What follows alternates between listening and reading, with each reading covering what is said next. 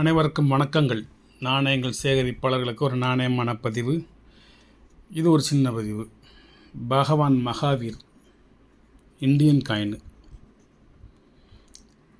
ரெண்டு மினிட் தான் வெளியிட்டிருக்காங்க. ஒன்று நொய்டா, ஒன்று மும்பை. எது புள்ளி எது டாட்டு இதை கண்டுபிடிக்கிறது முன்னாடி போதும்னு வைப்போம். இது 1950க்கு பிறகு ரிப்பப்ளிக் ஆஃப் இந்தியாவுக்கு பிறகு சுதந்திர இந்தியாவின் நாணயங்கள். பிரிட்டிஷ் கவர்மெண்ட் நினச்சிடக்கூடாது இந்த சிம்பிளை பார்த்துட்டு. இது கமாமரேட்டிவ் காயின், ஆனால் சர்க்குலேட்டட் காயின்.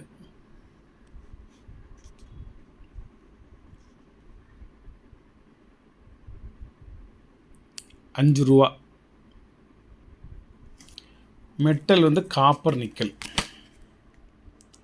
இது இந்த பக்கம் 5 காயின் இதில் வச்சுருக்கேன். Metal copper nickel. இதனோட வெயிட் 9.7 கிராம். 9.07 கிராம்னு சொல்லலாம். Diameter 23.19 mm. Shape round.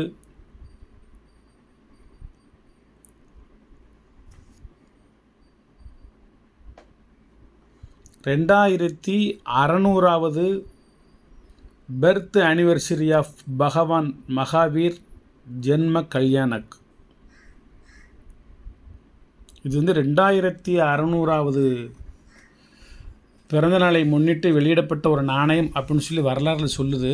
ஆனால் அது 2000க்கு முந்தைய நம்ம திருவள்ளுவருக்கெல்லாம் முந்தி வருது. இது திருவள்ளுவர் கிமு 31 திருவள்ளுவர், அதுவும் திருவள்ளுவர் ஆண்டு. இப்போ 2025னா இதில் 31 வருஷத்தை கூட்டிக்கிடணும். 25 அதில் ஒரு 25, 2050, 2056 திருவள்ளுவர் ஆண்டு.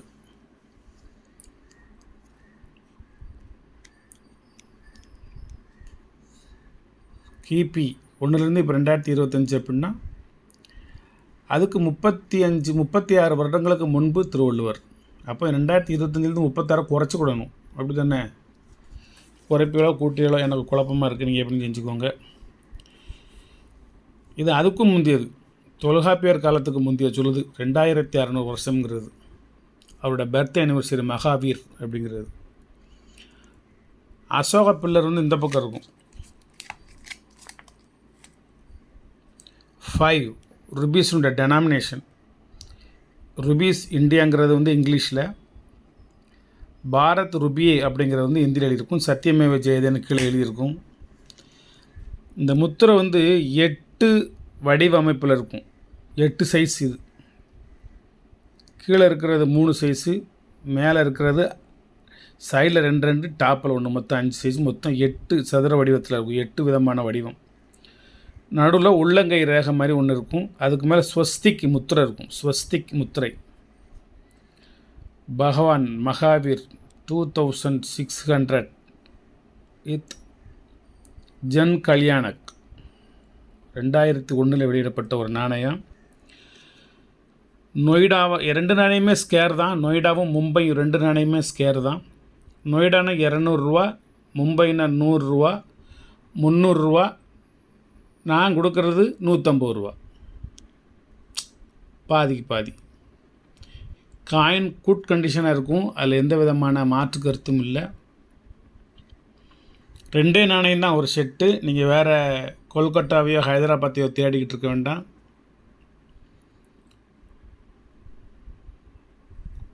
ஒரு அற்புதமான நாணயம். 2001னா இப்போ 25 வருஷம் ஆகுது. இனிமேல் இந்த மாதிரி காப்பர் நிக்கல கமாமரேட்டிவ் காயின்ஸ் கிடைக்கிறது கஷ்டம். இப்போவே இதில் ஸ்கேர் ஐட்டம் போட்டாங்க. 2025 அது ரேர் ஆகுமா ஆகலையா அப்படிங்கிறது தெரியாது.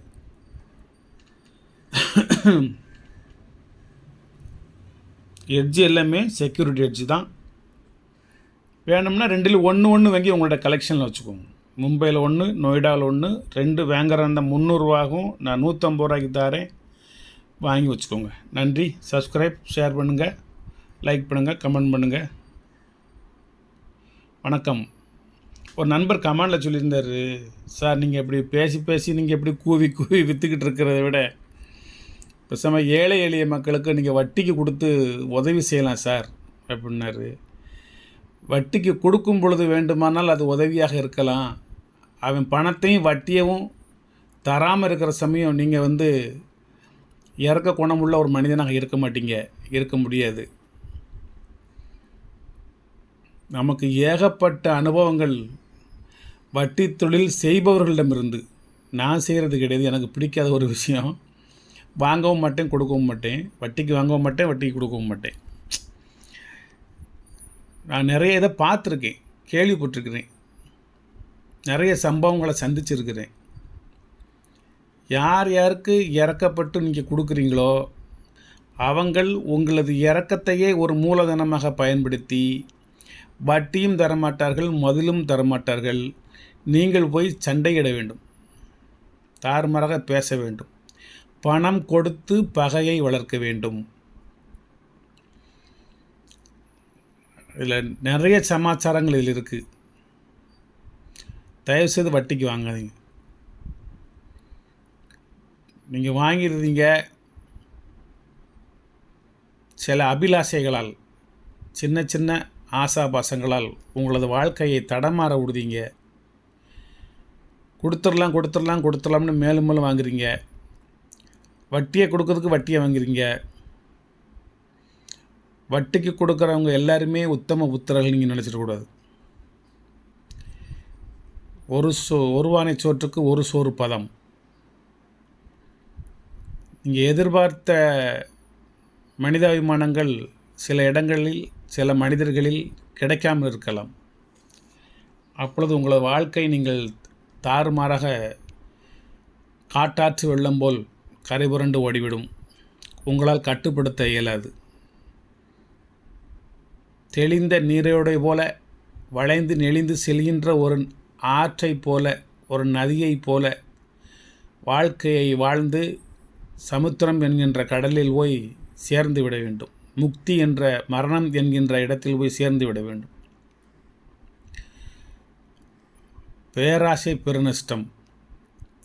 ஆசையை அறவே ஒழித்து விடுங்கள் என்று சொல்லவில்லை, ஆசையை அளவோடு வைத்து கொள்ளுங்கள் என்று சொல்ல விரும்புகின்றேன். நண்பர்களுக்கும் மானிடர்களுக்கும் மனிதர்களுக்கும்.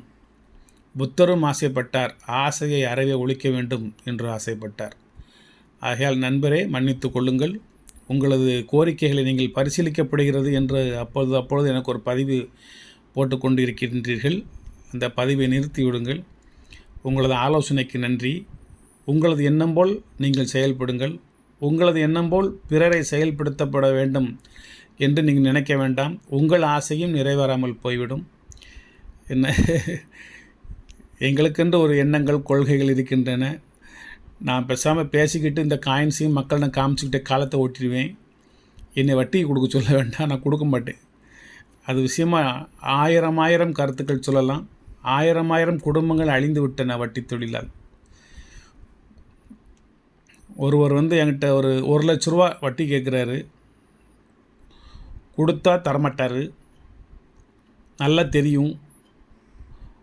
வாங்க அப்படின்னு கூப்பிட்டு ஒரு 10,000 ரூபா கையில் கொடுத்து, இது நீங்கள் திருப்பி தர வேண்டாம், வச்சுக்கோங்க அப்படின்னு சொல்லிட்டேன். அவர் எனக்கு இன்னும் நண்பராக இருக்கார். நான் 1 லட்சம் வட்டிக்கு கொடுத்துருந்தோம்னா நான் 1 லட்சமும் கொடுத்து என் நண்பனையும் இழக்க வேண்டிய ஒரு சூழ்நிலை வரும். ஏன்னா அவர் வட்டி தரமாட்டார், பணத்தையும் தரமாட்டார். அதனால் யாருக்கும் கொடுத்து உதவி செய்வதாக இருந்தால் தானமாக கொடுக்கும்படியும் வட்டிக்கு கொடுக்க வேண்டாம் என்றும் பணிவோடு கேட்டுக்கொள்கின்றேன். நன்றி, வணக்கம், வாழ்த்துக்கள்.